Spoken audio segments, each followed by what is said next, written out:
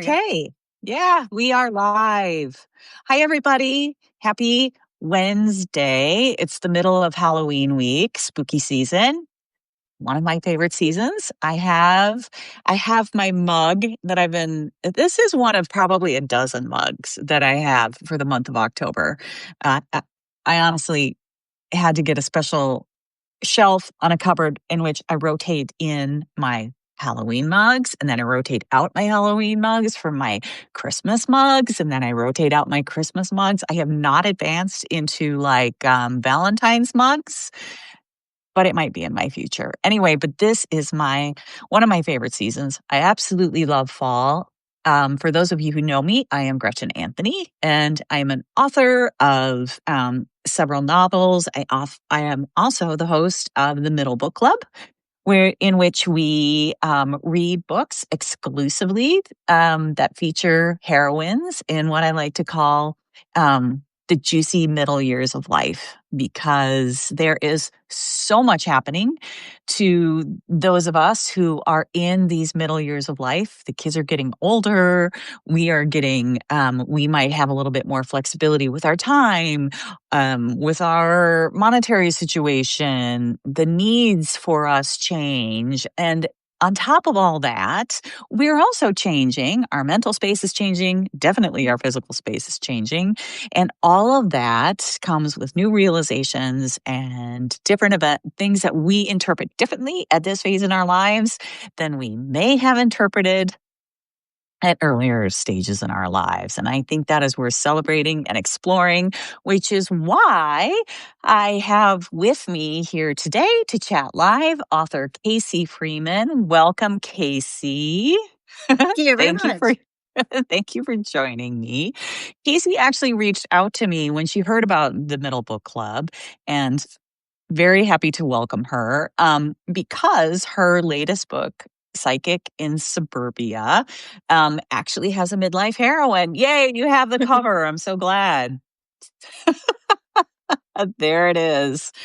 Okay, so we're going to chat about the book. We're going to chat about midlife. We're going to chat about Casey's journey to becoming a USA Today bestselling author, and how that came to her later in life. And then, being October and Halloween week, we are going to talk a little bit about spooky season and this book, being a spooky season book, and all the good stuff around that. So let me just read Casey's biography.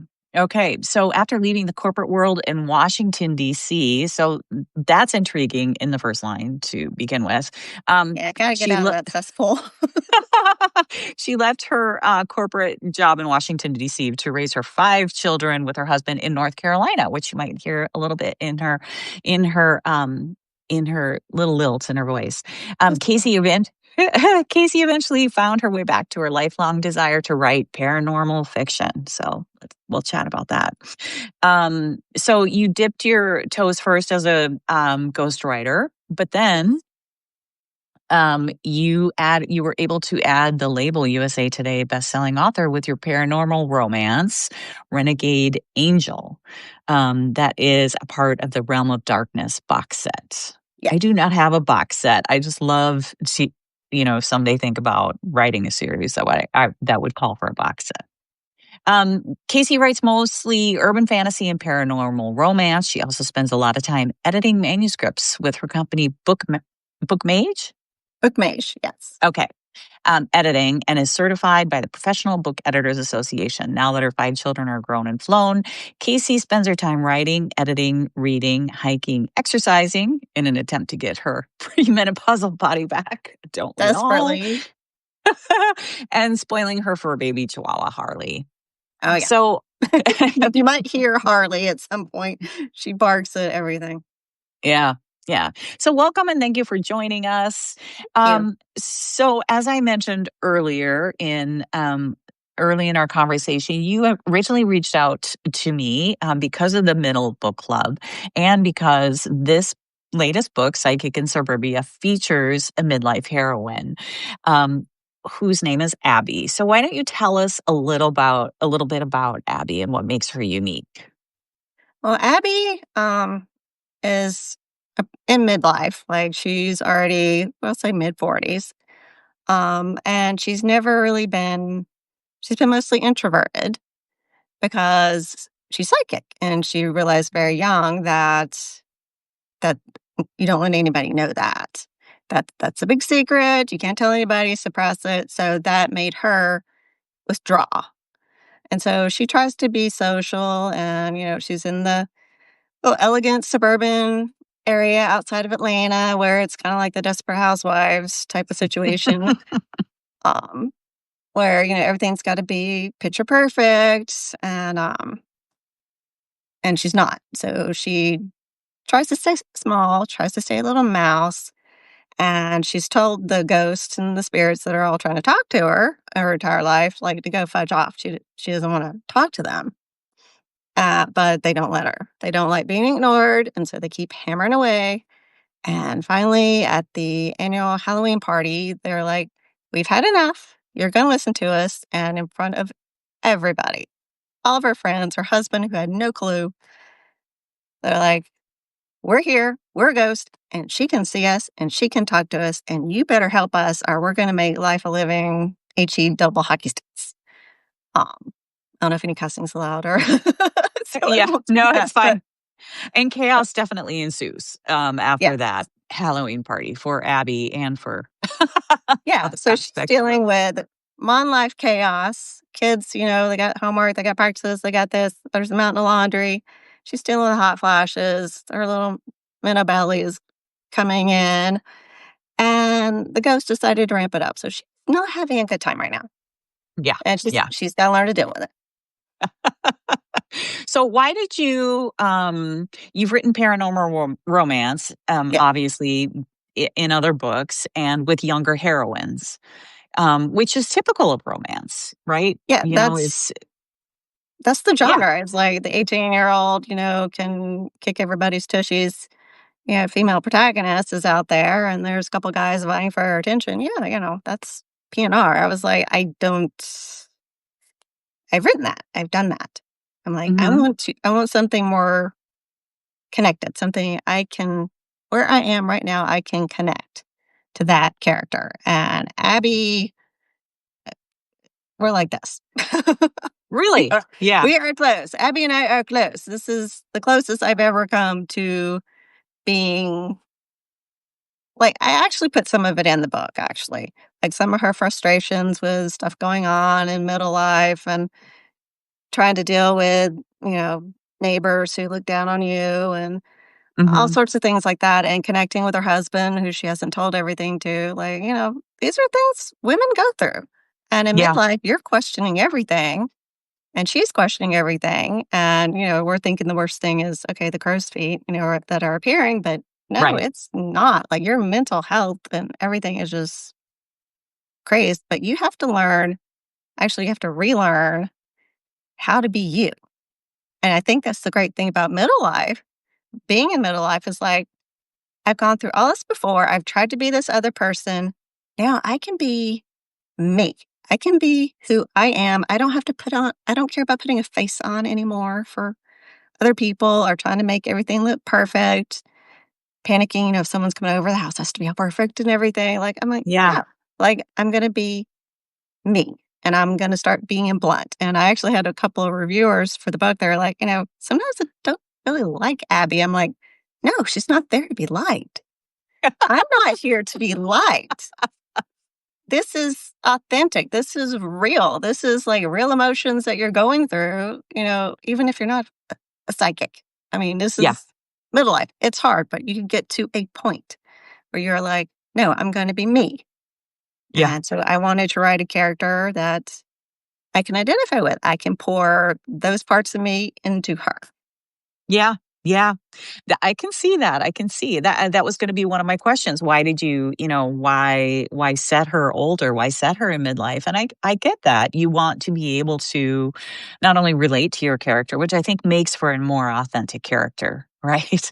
Is Yeah, something that comes from a real from a real place. But also that other readers can relate to in a new way. yeah. Um, Abby is very insecure, and I'm not gonna lie. I identify with that probably too closely, but Yeah. over the last few years, I've had to learn to step in my own footsteps, like, Yeah. and that's what I wanted her growth to be through the stories, like, "Okay, now you're stepping into who you are, and Yeah. you're powerful in that," and I wanted that to be relayed to other people who may not, realize they may be starting out into midlife, and they're starting you're going through the mental and emotional waves of it, and, you're gonna come out of it, and you're gonna be a better person, but you've got to have the courage to claim yourself. Yeah. "Claim, this is me," and Yeah. I wanted Abby to show that. Yeah. Yeah. I think that's one of the things that comes um, across with her character is that she's forced to accept parts of herself that she had previously denied. Yeah, And, and because hid, she, would say that again? and hid. She hid it from Yeah. everybody because Yeah. what would they think of me? Yeah, Yeah. and at the end, she had to stop caring. Yeah. Yeah. Um, do you think you could have written this character as a younger writer? Or how No, do you, even if you would have tried to write it, how do you think she would have been different? I think I would have tried to make her, like, more of a kick-ass heroine, like, she can actually, do all the things that the younger paranormal protagonists do. They, can conquer everything. Abby can't conquer everything. I realize through life I cannot conquer everything, Yeah. but she has to at least go out there and try. So it was easier to write Abby that way. If I tried younger, I don't think I could have done it because I remember the younger years and I'm like, I wasn't in a headspace. I wasn't Uh, in the right maturity phase of my life to be able to do what Abby did. Yeah. Yeah. I think if I were in your, had been in your shoes and trying to write this character as a younger author, I probably would have included a lot of cliches that I didn't understand. That the signs of midlife were entirely physical.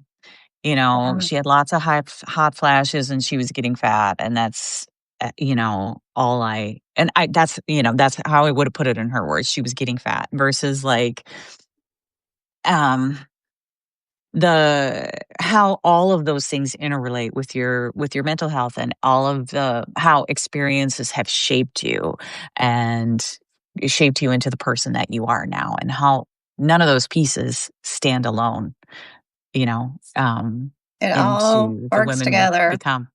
Yeah. Hot flashes are a minor thing, and everyone's like, "Oh, the hot flashes and this." I'm like, if that was it, I would have been happy.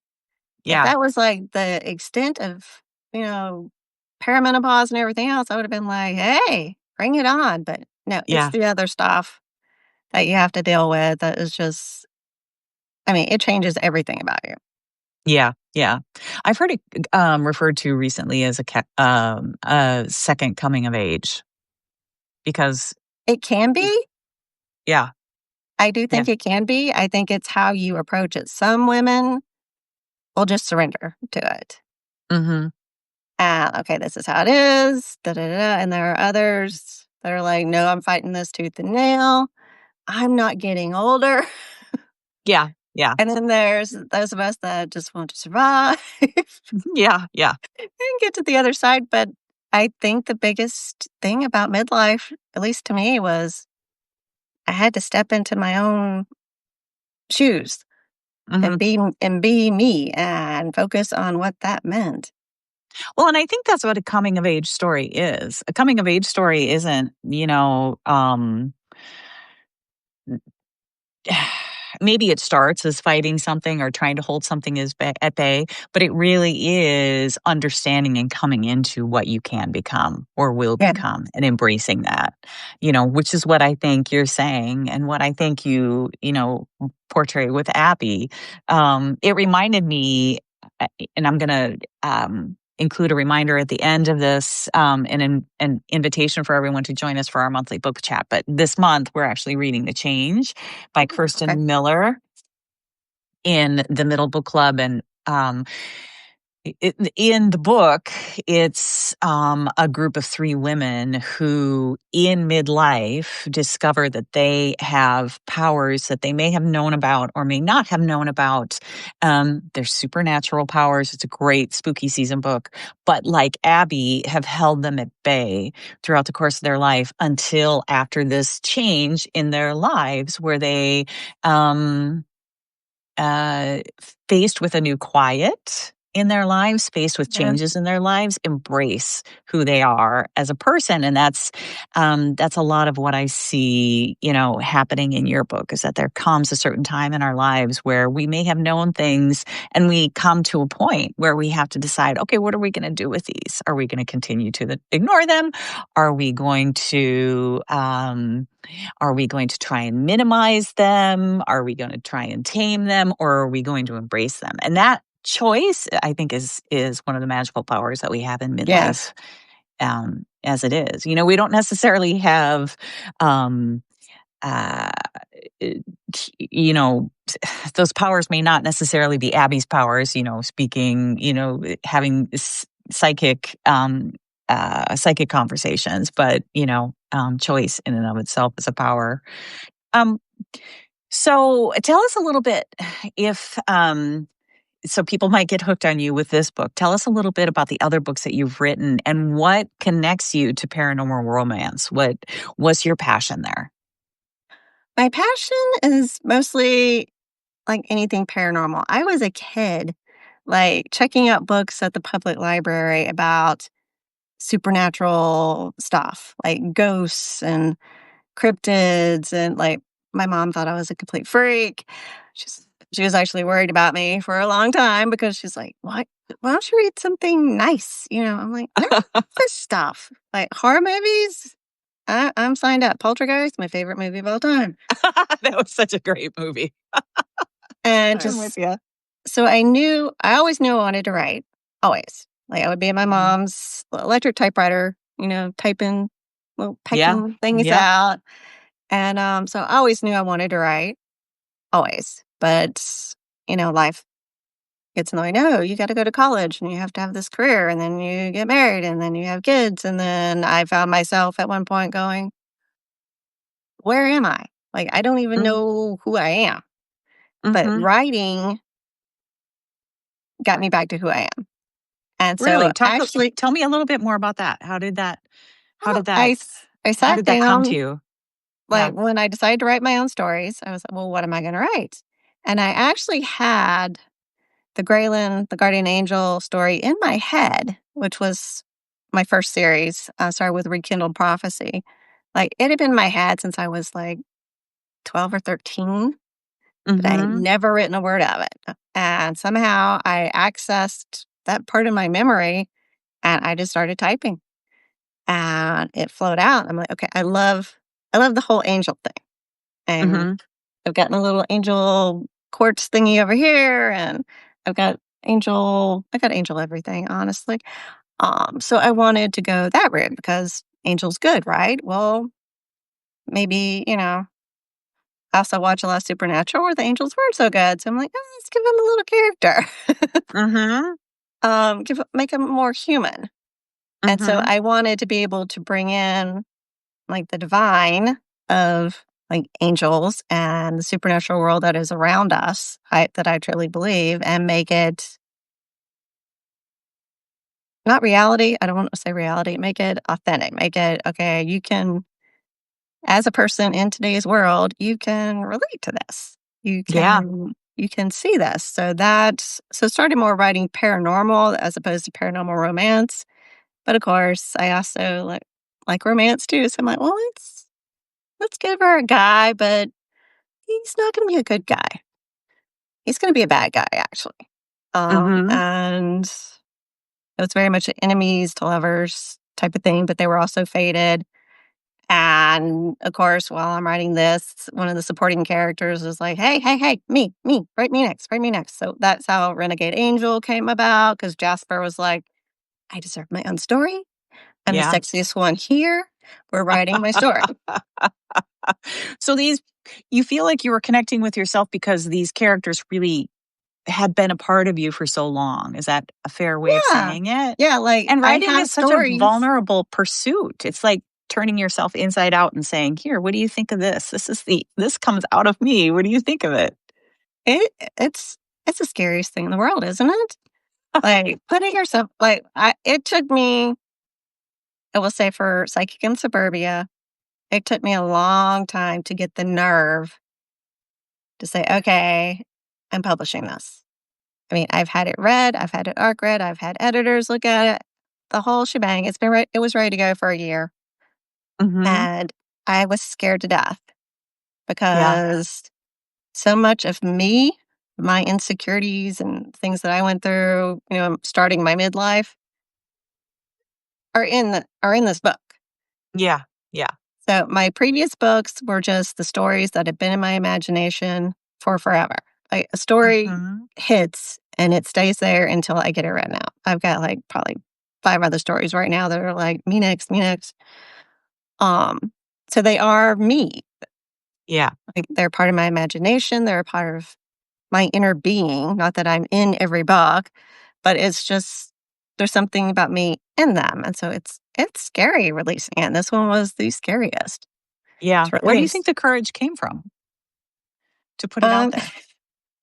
I have an author friend in Pittsburgh. Hi, RA, if you're here. Yes, I'm calling you out, girlfriend. She stays on my butt. Oh, She's that's like, good. So you had an accountability partner. yeah, and she also is the one that designed the cover. So Oh, she's like, you have your cover now. Publish this darn thing before I come and smack you with it. But no, she's like, you've got to get it out there. And I will also actually like to give credit to one of the big magical midlife authors, KF Breen. I messaged her one time and I was like, listen, I've read these books and they're always like the midlife protagonist is divorced or never married or widowed. I'm like, is there any room for a married protagonist in this trope? And she's like, oh, hell yeah. People have been asking me like to do it. And I'm like, okay. So that gave me the courage to actually, okay, we're doing this. Abby, yeah. she's married. Yeah, and you found a space for yourself in there. Yeah. I'm like, she's married. She's not divorced. She might have to have some marriage counseling after this book. But, That's okay. That's coming of age. but Well, that's RA was like, get it out there or I'm going to come down there and smack you. And I'm like, oh, okay. So I did it. And now I've got people like, are you doing an audiobook? I'm like, I've never done an audiobook in my life. I don't know. So I'm researching for anyone's asking. I'm researching how to do yeah, that. yeah, that's wonderful. But that's like, it's women compelling each other on to grow into their next selves, because there always has to be there's always a new chapter. We start a new chapter every day of Yeah. something, whether it's just like your new favorite snack or a new exercise routine. But if we look at it like that, it's sort of an openness to our mind. This every Mhm. single day that I wake up, I get to start a new chapter. And how exciting is that? Um, Okay, so we're coming to the end of our hour or half hour. But this has been so much fun. And I really appreciate you reaching out and joining us and making everybody aware of your book. But let's talk spooky season. It is Oh, it's October my favorite. 29th. Yes. So, what do you love about? I know that, this has been a fascination of yours since being a kid. Do you have any traditions, anything that you love to do at this time of year, or what do you love about it? You can take off It, with any of those questions. it's been really strange since my kids are grown now. Most of them are moved out. They're either in college or they're already past college and doing their thing. So this year it's like the first time I'm not having to like decorate or anything. And I'm looking around and going, this house looks kind of sad. But I like this just the spooky feels. Like you go Yeah. outside and you're walking to the mailbox and the dry leaves are rustling in the wind and you go for a walk with a dog and you hear crunching and then you hear crunching behind you and you're like, "Ooh," it's just I Yeah. love the spookiness aspect of it. I Yeah. will be glued to my TV watching any horror movie, like, any of the little ghost hunting reality shows, I'll be, like, binge watching the whole thing. I'll be binge watching Supernatural, I'm sure I always do.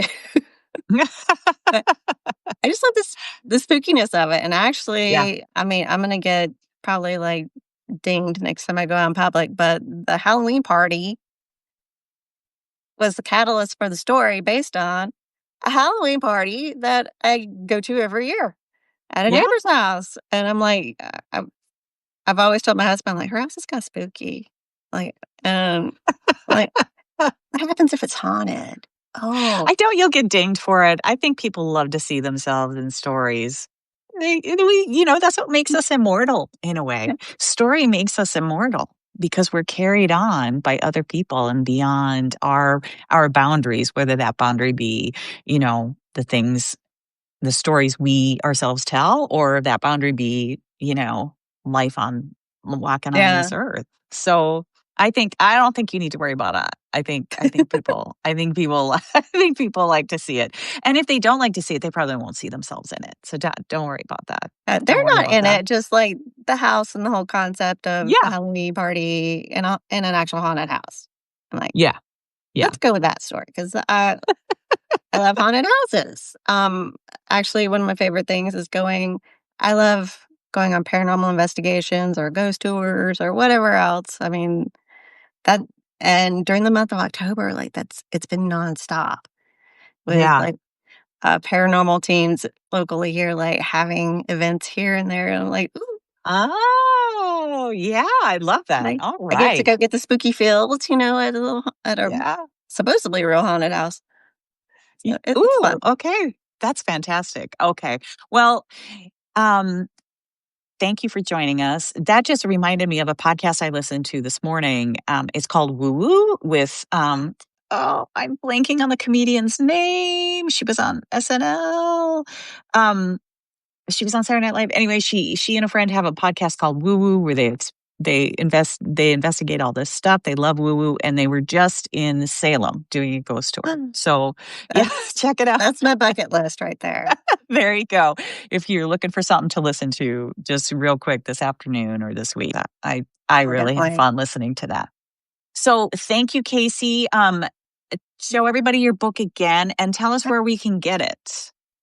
It's pretty much everywhere. Okay. It's on Amazon, of course. You can also go online to Barnes& and Noble, Kobo, Books A Million. Um, Okay. there's Just pretty much a anywhere. pretty much anywhere online. I do have physical books at Park Road Books in Charlotte, Okay. North Carolina. So Charlottonians, get over there. It's a Or great little or they can bookstore. find you on Substack and reach out to you. You're at KBC Freeman author on Yes. Substack, right? To all our Reach out. Substack friends. Yeah, reach out. I will let you know exactly where you can get it. And if you want to sign one, maybe we can talk. Yeah, exactly, exactly. Thank you so much for joining us. I hope Thank everybody, you for having me. yeah, delves into your books. You get a few more fans. If you are interested in joining us here at the Middle Book Club, a couple of announcements. Tomorrow night, we are having our live chat at 7 p.m. Central. That is on Zoom. And you can find the Zoom link just go to my profile or go to themiddlebookclub.com. And the Zoom link is available to you there. And we will be discussing, as I mentioned earlier, The Change by Kirsten Miller, which is perfect for spooky season. It's perfect midlife story. There's so much to talk about. I've been hearing from members all month long saying, I cannot wait for this chat. I don't know how long this chat is going to go tomorrow night because we are bursting with topics and questions and I can't wait. I have so much I need to get off my mind after this book. The other thing is this month, if you are a first timer to join the live chat, you will be entered to win a copy of next month's title, which members are currently voting on that right now. And I'm going to announce next month's title at tomorrow night's event. So if you join us for the first time live tomorrow night, you may just be a winner for our November selection. So come on. and join the fun. Cameras are optional, by the way. I always like to remind people for Zoom. We have people who join us just with audio who are cooking dinner and driving their kids back and forth from events. And some people are even still at work and trying to wrap up their days. So you do not have to be face to face with us, but it is such a fun group of people that I really encourage you to join us for however much or in whatever way you can. So that is, again, tomorrow night, the 30th of October at 7 p.m. Central. Find the Zoom link at themiddlebookclub.com. You can find KC Freeman wherever books are sold. And you can find us both on Substack. So thank you, everybody, for joining us. I hope you have a wonderful rest of your afternoon. Take Thank you care. for having me. Thanks, everyone. Bye.